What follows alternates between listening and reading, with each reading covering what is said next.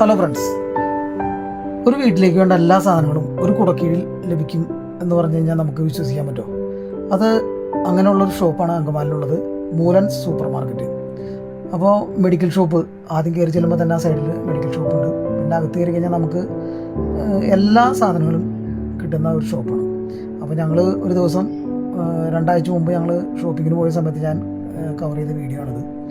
അപ്പോൾ തേങ്ങയും തണ്ണിമത്തനൊക്കെ കിടക്കുന്ന നിങ്ങൾ കണ്ടല്ലോ, എല്ലാവിധ പച്ചക്കറികളും ഉണ്ട്. പിന്നെ ഫ്രൂട്ട്സ് ഐറ്റംസ് എല്ലാവരും നമുക്ക് മിക്കവാറും എല്ലാ കടകളിലും ചെന്ന് കഴിഞ്ഞാൽ അങ്ങനെ ലഭിക്കാത്ത സാധനങ്ങളാണ് ഇതൊക്കെ. അപ്പോൾ പിന്നെ നമ്മൾക്ക് ആവശ്യമുള്ള എന്ത് സാധനങ്ങളും അവിടെ ലഭിക്കും. അപ്പോൾ അത് ഞാൻ പറഞ്ഞില്ലേ, ഫ്രൂട്ട്സിൻ്റെ കൂട്ടത്തിൽ അന്ന് മാങ്ങ, പേരയ്ക്ക, ഓറഞ്ച്, അവക്കാഡോ, ഇതൊക്കെ നമുക്ക് അഫോർഡബിൾ ആയിട്ടുള്ള റേറ്റ് ഉണ്ട്. ആപ്പിൾ 2-3 തരം ആപ്പിളുണ്ട്. പിന്നെ ഈ പറയുന്ന മാതിരി ബോട്ടി, എല്ലാ ദിവസവും ബോട്ടി ലഭിക്കുന്നൊരു ഷോപ്പാണത്, എന്നും ഉണ്ടാവും. പിന്നെ മീനുകൾ, എല്ലാ തരത്തിലുള്ള മീനുകളുണ്ട്. അന്ന് ഞാൻ ചെന്നപ്പോൾ കുറച്ച് മീനുകളുണ്ടായുള്ളൂ, വൈകുന്നേരം ഇത്തിരി വൈകി ഞാൻ ചെന്നപ്പോൾ, അതാണ്. പിന്നെ അരി എന്ന് പറഞ്ഞു കഴിഞ്ഞാൽ അരി എല്ലാ കമ്പനിയുടെ അരി ഉണ്ട്. എല്ലാ കമ്പനിയും അരി അങ്കമാലിയിൽ നമുക്ക് ലഭിക്കുന്നതല്ല, മൊത്തത്തിൽ നല്ല പേരായിട്ട് എല്ലാ കമ്പനികളുടെ അരിയുണ്ട്.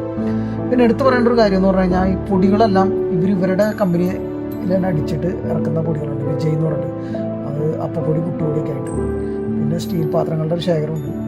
സ്റ്റീൽ പാത്രങ്ങളുടെ ശേഖരം ഒരുപാട്, എല്ലാ സ്റ്റീൽ പാത്രമുണ്ട്. അത് മിക്കവാറും കടകളിലൊക്കെ ചെല്ലുമ്പോൾ, ഈ ഷോപ്പിൽ ചെല്ലുമ്പോഴാണ് ഫ്രണ്ട്സിനൊക്കെ നേരിട്ട് കാണുന്നത്. എൻ്റെ കൂട്ടുകാരുണ്ടാവും, ജയേഷ്.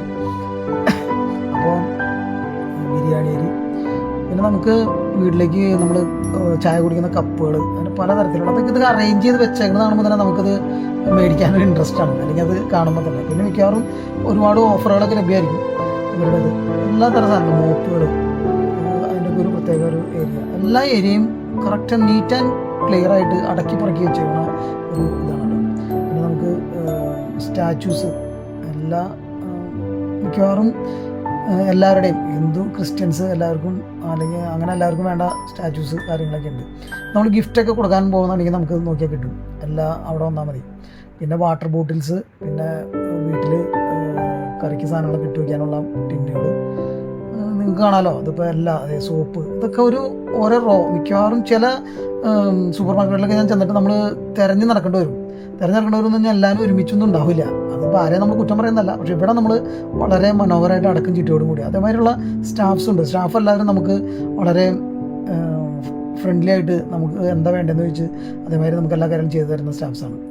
പിന്നെ ബേക്കറി ഐറ്റംസ് എല്ലാവരും, ബേക്കറിയും ഇവർക്ക് സ്വന്തമായിട്ട് തന്നെയുണ്ട്.